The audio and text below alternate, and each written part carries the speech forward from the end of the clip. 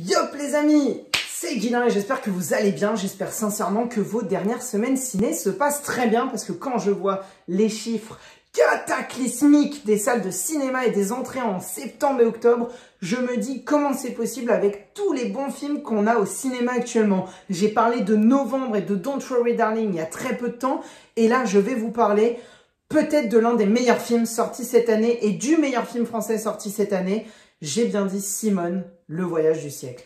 Ou, j'ai même envie de vous dire, le voyage d'une vie, l'épopée d'une vie.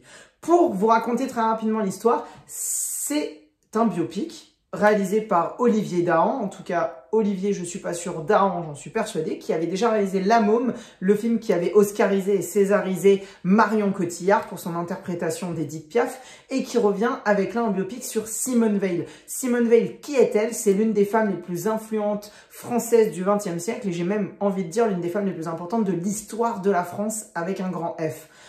Elle a combattu pour des causes sociales et sociétales, en étant principalement dans le monde politique et dans le monde associatif, mais j'ai même envie de vous dire que surtout et avant toute chose, c'est une femme qui a connu l'atrocité de la guerre, puisqu'elle était fille de parents juifs et donc elle-même juive, et elle a connu durant la Seconde Guerre mondiale la Shoah.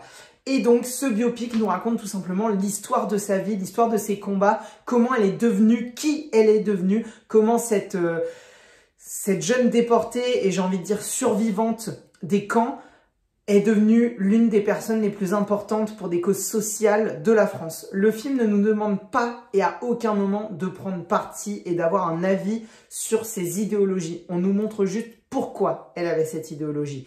Et c'est un film qui est à marquer, j'ai envie de vous dire, qui va marquer le cinéma français parce que c'est l'un des plus beaux biopics que j'ai pu voir de ma vie. J'ai été transportée par la vie de Simone Veil, principalement grâce et à cause des deux actrices, celle qui joue Simone Veil sur la première partie de sa vie dans les camps et en tant que jeune femme, entre 20, elle a 18 ans d'ailleurs, hein, si je dis pas de bêtises à ce moment-là.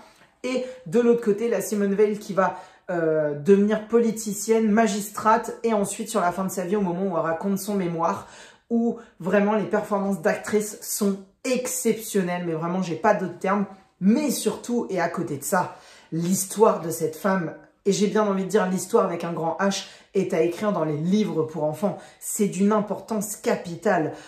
La partie, très sincèrement, pour vous la faire simplement, les 2/3 du film s'amusent à entremêler les chemins entre sa jeunesse, ses débuts dans le monde politique et sa rencontre avec son mari, Monsieur Veil, j'ai perdu son nom, je crois que c'est Harry, mais j'ai un gros doute, n'hésitez pas à me le dire dans les commentaires.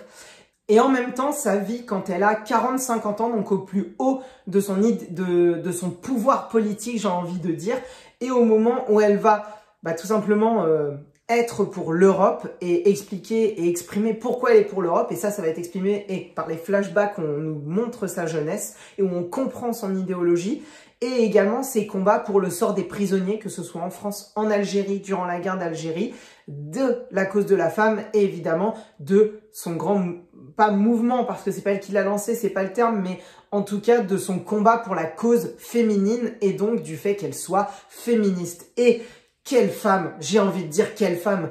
Je ne veux pas aller beaucoup plus loin dans le film, ce que je peux simplement vous dire, c'est que la dernière demi-heure, je n'en pouvais plus, je ne respirais plus devant cette dernière demi-heure, car le film, une fois que on a vu sa jeunesse, qu'on l'a vu devenir magistrate, qu'on l'a vu combattre pour son idéologie jusqu'à quasiment la fin, le plus haut pour elle, c'est le moment où elle a affronté, où elle a combattu idéologiquement et socialement parlant pour l'Europe, pour l'Union européenne.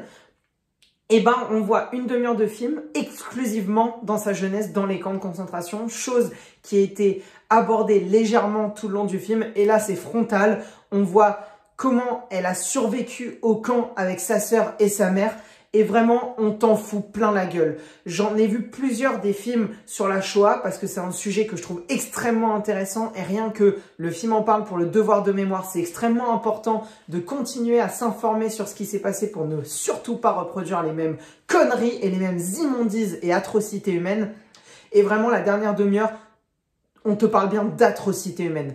Il n'hésite pas à montrer, il n'hésite pas à dire les sorts qu'ont connus les juifs, les déportés politiques et également les tziganes, puisqu'elle a fait un dernier camp avec partagé avec un camp de tziganes.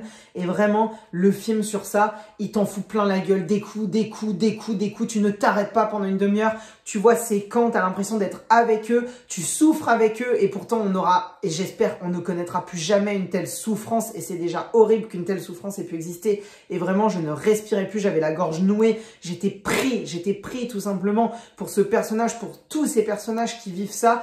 Donc très sincèrement, Simone, le voyage du siècle, et je veux pas aller plus loin parce que c'est juste super intéressant et il n'y a pas vraiment grand chose à spoiler, il n'y a pas vraiment grand chose à aller en plus. Moi, le film dure 2h30, si on peut parler rapidement de la durée, je ne l'ai pas vu passer et j'en voudrais encore et je voudrais retourner le voir et je vais peut-être retourner le voir si j'arrive à prendre le temps, mais très sincèrement, foncez voir ce film. Il mérite d'être vu, déjà pour la personne qui était Simone Veil, pour l'histoire que ça te raconte et pour te montrer qu'il faut se battre jusqu'à la fin.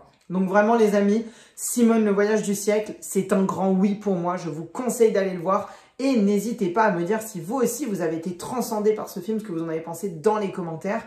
À mettre évidemment comme d'habitude un petit pouce bleu pour le soutien, ça fait toujours plaisir. Et oui, je viens de parler d'un sujet extrêmement important et quand je vous propose de mettre un commentaire, un pouce bleu, j'ai juste l'impression d'être un vendeur télé-shopping. Mais en tout cas les amis, j'espère que cette vidéo vous a plu. Et surtout, n'oubliez pas, regarder des films, c'est bien, mais les comprendre, c'est mieux. Ciao, ciao.